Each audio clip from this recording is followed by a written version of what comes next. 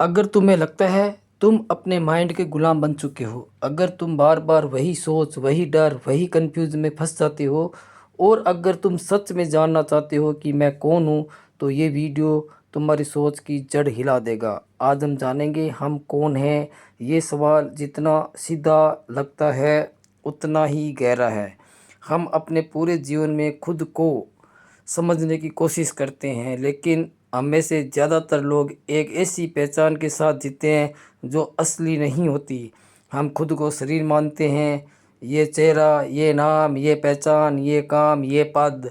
हम अपने विचारों को भी मैं कह देते हैं, अपनी भावनाओं को मैं समझ लेते हैं। लेकिन अगर हम थोड़ी देर के लिए रुकें और बिना किसी जल्दबाजी के अपने भीतर देखें, तो हमें एहसास होगा कि ये सब बदल रहा है।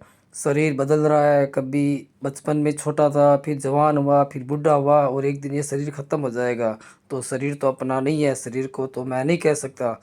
शरीर बदल रहा है, विचार बदल रहे हैं, कभी हम खुशी में जी रहे हैं, कभी हम दुख में जी रहे हैं, कभी हम क्रोध में जी रहे हैं, कभी हम लालच में, कभी डर में। यानी विचार भी हमारे बदल रहे हैं, भावनाएं भी हमारी बदल रही है। अगर सब कुछ बदल रहा है तो फिर वह क्या चीज़ है जो बदल नहीं रहा? जो चीज़ बदल नहीं रही वही असली में हम खुद हैं।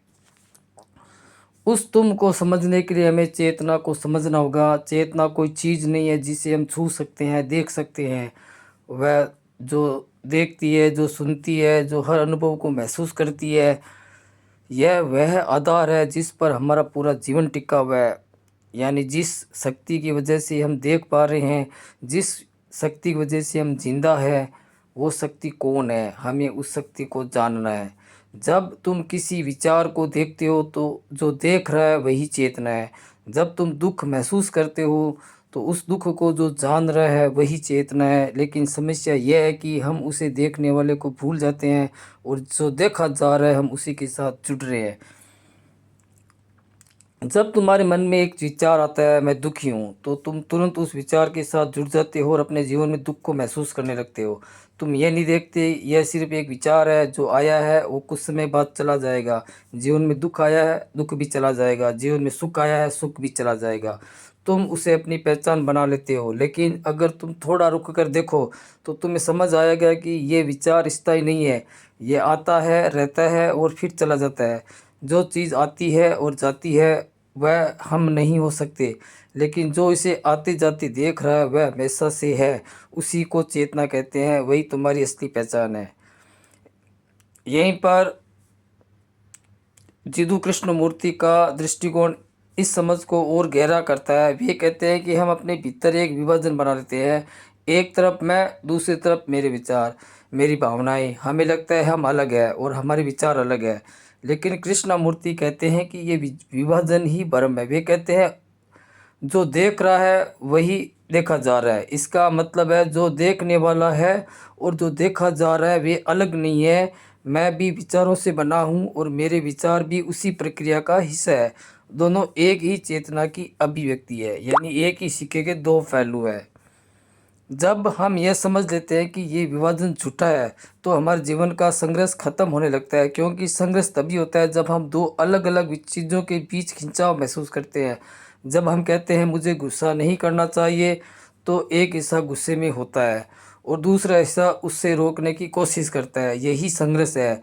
लेकिन अगर हम ये देख लें कि गुस्सा और मैं दोनों एक ही प्रक्रिया का हिस्सा है, तो यह संघर्ष धीरे धीरे समाप्त हो जाता है। तब केवल देखने वाला बचता है, बिना किसी विरोध के, बिना किसी प्रयास के।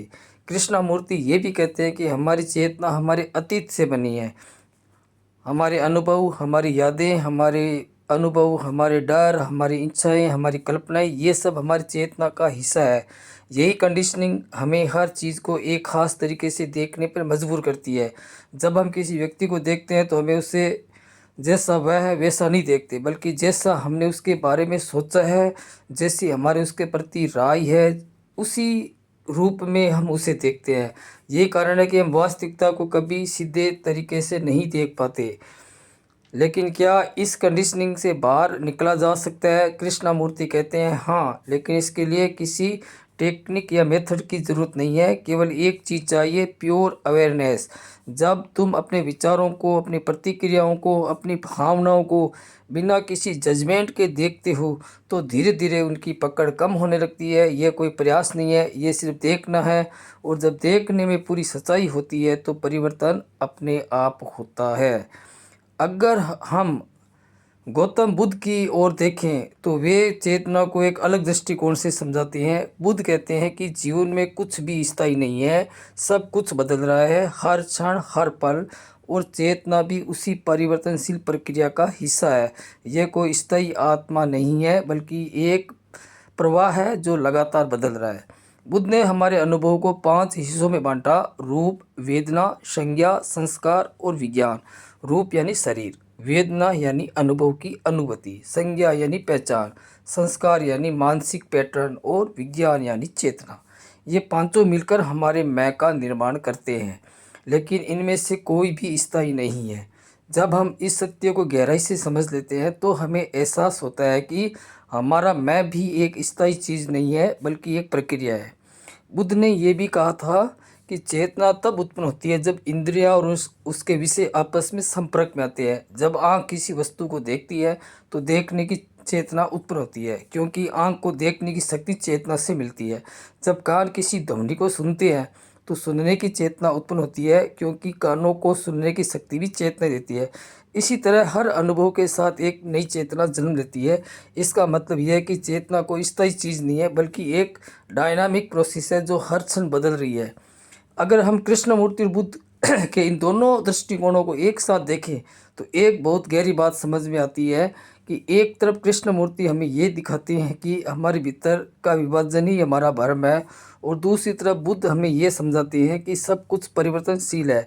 दोनों ही हमें एक ही दिशा में ले जाते हैं, कि स्वयं को समझने की दिशा में, और उस समझ के माध्यम से दुख से मुक्त होने की दिशा में।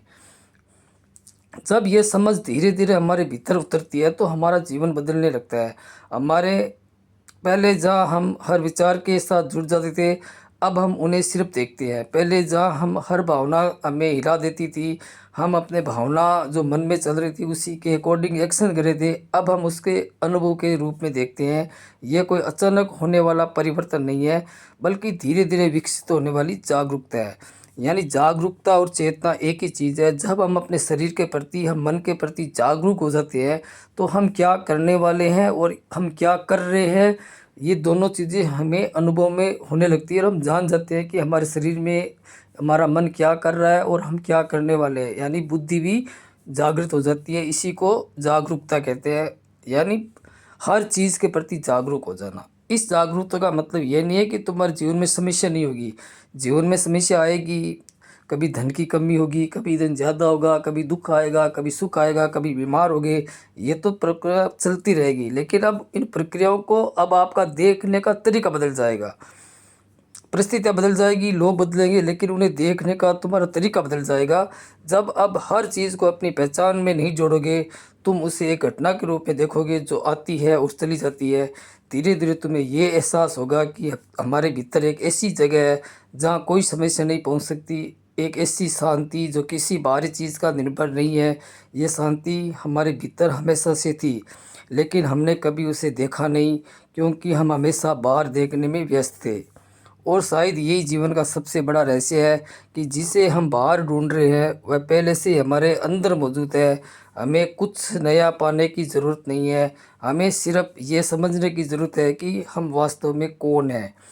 जब ये समझ पूरी तरह से हमारे भीतर उतर जाती है तो जीवन का एक अलग अनुभव बन जाता है। तब न कोई डर बसता है, न कोई कमी बसती है, तब सिर्फ एक गहरी शांति और स्पष्टता होती है। और उस स्थिति में पहुंचकर हमें एहसास होगा कि हम वही हैं जिसे हम इतने समय से खोज रहे थे, यानी अपने आप को जानना कि हम कौन हैं। जिस दिन ये सच्चाई हमारे भीतर पूरी तरह जाग जाएगी, उस दिन हमें कुछ पाने की ज़रूरत नहीं पड़ेगी, क्योंकि जो कुछ भी है वह हम खुद ही हैं। यानी अपने प्रति जागरूक हो जाना, अपने द्वारा किए गए हर काम को देखना, और अपने हर फैसले को, हर विचार को जानना। यही कृष्णमूर्ति जी कहते हैं, यही भगवान बुद्ध कहते हैं कि अपने आप को जानो। अपने विचारों को समझो, उनके साथ बहो मत। भावना से कोई काम मत करो। भावना मन में आ रही है उससे देखो, विचार आ रहे हैं उसको देखो, यानी जो चीज़ हो रही है उसे देखने की प्रक्रिया करना, यानी अपने आप को जागरूक करना ही हमारा जीवन का उद्देश्य है। तभी हम अपने आप से मिल पाएंगे, हम अपने आप को जान पाएंगे।